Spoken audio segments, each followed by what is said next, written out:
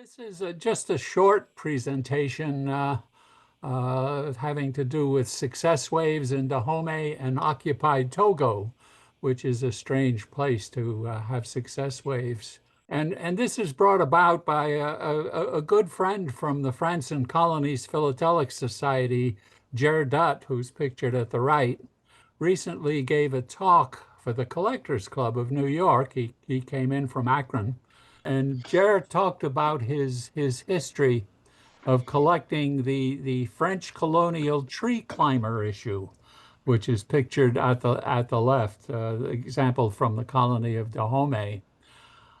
Jeff described how as a kid, when maybe 7, 8, 9 years old, he came across this issue and just became terribly fascinated by it and started collecting it casually. And then as he got older, he got more and more serious. And now he's a specialist in this particular issue, the tree climber issue of as used in Dahomey and another place that I'll get to in a moment or two. And he's one of the world's specialists. And these pictorial issues came after the group type, which I had been specializing in for, I don't know, 30, 40 years. And these pictorial issues replaced them. The French realized if they printed a lot more stamps, they could sell a lot more stamps. And they tried to make them interesting by bringing in, the local natives in the colonies, local villages, geographical features, just all these things were put on the larger format stamps. And Dahomey used this tree climber issue, and part of the reason for climbing these trees, of course, was to harvest coconuts. And this is what Jeff talked about for his 1 hour presentation, this issue in all of the aspects you could talk about it. But I'd like to present a little addendum on this as it relates to what I collect, of course, which is success waves. You all know about Professor Segno, who sent success waves twice a day around the world for $10 a year. That was about $200 in today's purchasing power. And you see Professor Segno sending a success wave in the slide and all the areas that your life will improve if you join his success club. And there's the Dahomey issue up there, just to remind you what I'm really talking about. And then on the lower left and upper right is one of Segno's ultimate and most simple ads. If you seek success, write to the Segno Success Club.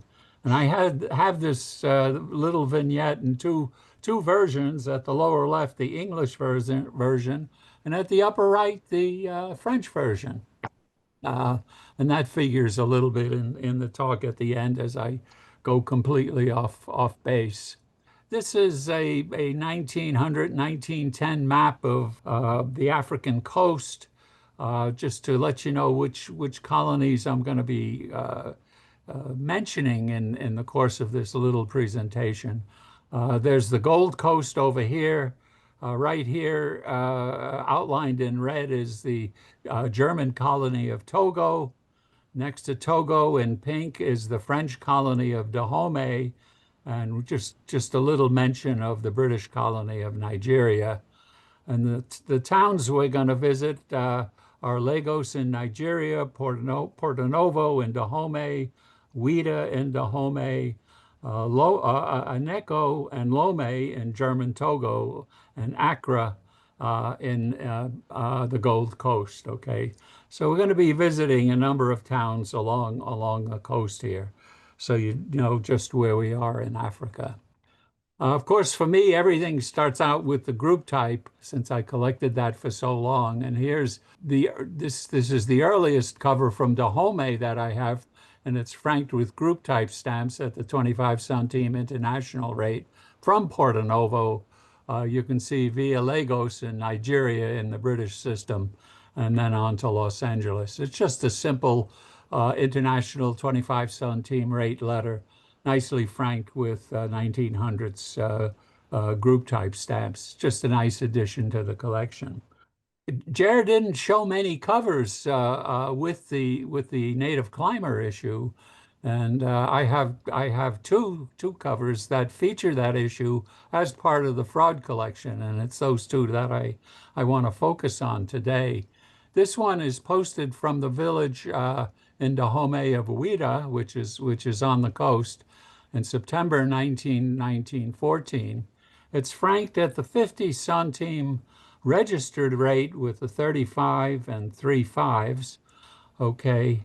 It was posted in Ouida via Lagos over to the British system. Then it ended up in Paris and the French system, and then it's back stamped in New York and arrives in Los Angeles. So we've got a nice combination of the stamps. This registry hand stamp is a little interesting. From the French colonies, 95, 98% of the French colonial mail uses just a chamfered R to indicate registration. It's a box with cut corners. That's the chamfered R, and the R's in the center for registration. A very few of the colonial offices had these fancier chamfered date stamps where we not only have the R, but the name of the town and a space you can write in the registry number. So it makes for a much more interesting and nice presentation. I think Yes. Americans mostly say chamfered. Oh, is it It may be Chamford? that the Okay. British say camfered and we say chamfered. At least Well, I do. you use where you heard it first. Yeah. Okay. It's all part of my schedule. But anyway, I think to me this is just a delightful cover. It is a fraud cover to the American Institute of Mentalism at Inspiration Point, that Station E, that's Segno's big operation in Los Angeles that ran from about 1900 all the way to 1937. So Jared didn't have anything quite like this. By the way, you can see this cross here that is put on by the British for registered mail. So we do know that it got to Lagos and into the British system. We had a very important piece of history that occurred in this area, and that is the Anglo-French occupation of German Togo. Early during World War I, the British in the Gold Coast and the French in Dahomey created a combined force and invaded the Germans in Togo. And in a 2-week campaign, they beat back the Germans and they took over Togo and administered it as an Anglo-French occupation. And this is all nicely reflected in the Gold Coast stamps that we used in the occupied Togo, and the Dahomey stamps that we used in occupied Togo.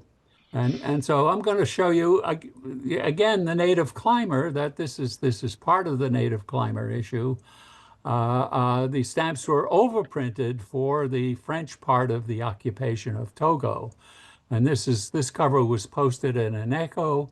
You can see they continued to use the German date stamps. They didn't get French or British ones, as far as I know.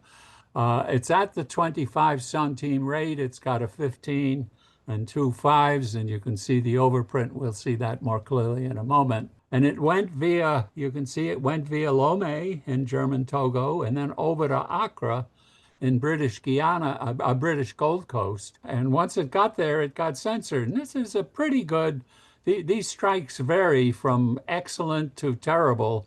And this one is probably, I'd rate it a B, but you can read it nicely, passed by censor, Accra. And then it doesn't have any more postmarks or anything because it was just a regular letter, not registered. But it represents really nice use of the tree climber issue as overprinted for the Togo occupation. And this just give you a chance to look again at the stamp with the native climber climbing up the tree. I don't know if he's also gathering sap too. It's supposed to be a coconut tree, but it looks like he's cutting, digging into it and gathering the sap too. And you can see the Togo Occupation Franco-Anglais French overprint to show it's being used from Togo. So these are nice little pieces of postal history that tell a little bit about the postal history of the area. About the picture, I've always assumed that what you see the climber holding onto there Is a is rope? not a knife, but it's sort of a belt that he's Yeah, using okay. to assist himself in climbing up the tree. That could be. And I'll have to ask Jer about that. The Because Scott catalog gives it, um, identifies it as an oil palm tree. could be he was gathering the palm oil and cutting a little river into the bark, as you normally would, the way we gather maple syrup in this country. The thing is, if he is in fact climbing the tree, as is suggested by the phrase "tree climber," he would need to have some way of holding on to it, Yeah, and that's the belt that I'm assuming we're yeah. seeing there. Well, Uh, a lot of people used to be able to climb those trees with their feet, knees, and arms. Uh, yes, but he's not holding on to it that way. no, right? No, He, it looks like he's he's got a rope assisting him, yeah, something. and he's working his feet. I'll explore that with Jer when we have another France and Colonies meeting. That was going to be where I ended things, but something interesting came up given the way I started this. I picked up this cover on eBay, and you look at it, and what can you tell about it? Well, it's from the town of Liberia. I didn't even know there was a town of Liberia in Costa Rica. It's properly franked at the 10 centimos, pardon me, 30 centimos registered rate, 20 for postage, 10 for registration. It's got a nice strike of the Liberia registry mark. But the unusual thing is it's not to a fraud organization. What the hell am I doing with this? You can see it's to the M.A. Winter Company in the Winter Building in Washington, D.C. It's got some Winter Company marks. The received mark 1911, May 25th. And then that no money enclosure. I've never seen that mark before. I think it's the Winter Company. It's certainly not Costa Rica because it would be in Spanish. Although maybe they put it on in English. But I think it's part of the Winter Company hand stamps just telling employees there's no cash money in this. So no one expects any, no one can steal any. I don't know if anybody's come across the Winter Company correspondence and they're collecting. The best I can say is the Winter Company was like Amazon of its day. Okay, they sold wares from all over the world to people who bought them all over the world, and they were headquartered in Washington, D.C. That was their major area of operation. And one of the things they did was direct their used mail, where they were finished doing whatever was be done. They directed it to the philatelic trade. So you see a lot of interesting winter covers. Fortunately, the fellow who sold this on eBay, put it up on eBay, also gave a very good scan of the back. And there's the back of the cover. You Mm. can see it went through San Juan. Costa Rica has a transit that's probably the major port city, then up to New York and down to Washington. But the really interesting thing is the sender was apparently also associated with Professor Segno. And as a protective seal, he had one of these, if you seek success, write the Segno Success Club vignettes. Only this is the first one I've seen in Spanish.